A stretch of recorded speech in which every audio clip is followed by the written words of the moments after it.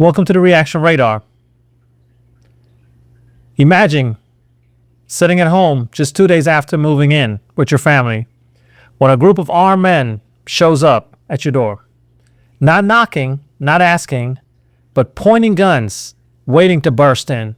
This isn't the war zone. This is Aurora, Colorado. And the people outside that apartment, allegedly members of Venezuelan gang, armed and organized, operating on American soil, proves it's not.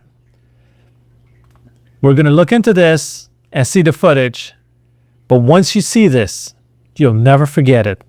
Let's jump into it. Details of why you're here, what this is about, and I think once you see some of the video that we have prepared for you, you're going to kind of have an understanding. Again, before I get started into that, I just want to reaffirm that without question, Aurora has turned a corner. Aurora is an incredibly vibrant city, it's an incredibly active city, and it's an incredibly safe city. And I want that to be very, very much out in the front of this discussion.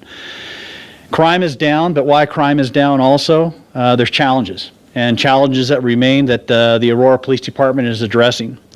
And one of those aspects of those challenges is a really disturbing video that just recently came out that, again, and this might sound like deja vu, this shows armed individuals threatening an apartment in an apartment complex here in the Aurora area.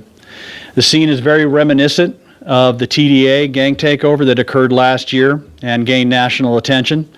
And I want to let everyone know, let the community know that we are addressing this actively, effectively, and immediately.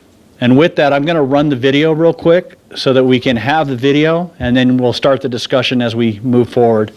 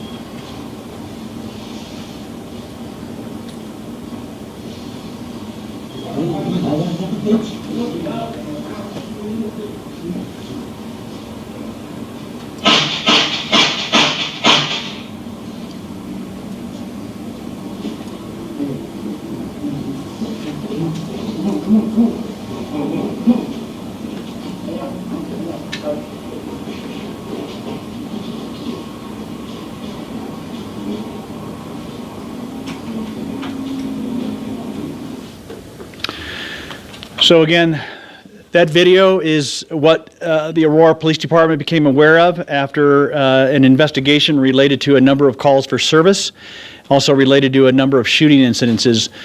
The reason that I am showing this video now is because I want everyone to understand and to know that we are ahead of this. This isn't something that we are reacting to. This is something that we are proactively addressing with everything that we can possibly do, everything that we can possibly achieve, and everyone we can possibly hold accountable, we will do so. As you can see in the video, again, you have a number of individuals, very reminiscent of what we saw in the past, where they are going up into an apartment complex. This apartment complex is located on Potomac, in the 6th and Potomac area. And I think what's compelling about this as well is that the individuals who live in this apartment, they had just moved into this apartment complex 2 days prior. And they actually came from Venezuela as well. So that is the circumstances. All of the individuals were armed. You can see the two individuals, the one with the hoodie, and he is armed. You can see another individual who's off to the side, who is at a low ready position with his weapon, which means he's basically pointing it at the door. ready to do whatever happens when that door opens. The other individual who looks like he is kind of guiding and directing it, he is the individual you see with the bandana on. He is basically, from what appears to be kind of the ringleader, addressing, directing, making sure that contact is made with those people. The one thing that I think is the positive about this is that the individuals who had just moved into that apartment complex did not open that door. Had they opened that door, I shudder to think what might have happened. All right, folks. So what do you think so far? This isn't just a local crime issue. This is a test of national security. We are now seeing the spread of organized foreign gangs like Tren de Aragua embedded in communities like Aurora. And this isn't the first offense. It's deja vu. Law enforcement say it mirrors last year's gang activity. So why are they still here? Why are innocent families the ones living in while these criminals walk the halls?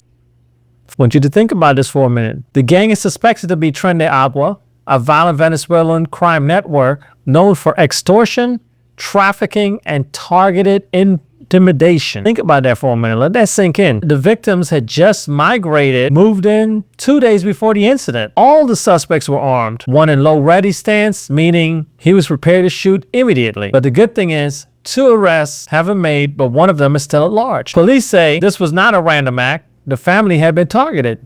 Now think about that. Once again, we were told nothing to see here, nothing to see here. Keep moving on. Crime may be down, but this proves the threat is evolving and is important. This proves crime may be down, but this proves that this family didn't answer the door, and thank God they didn't. But how many more doors will be knocked on before someone does? This is a wake-up call for Aurora and for the rest of the country. If you like this information, please like, share, and subscribe. Always stay informed and engaged. And until we meet again, keep your radars locked in right here. Happy.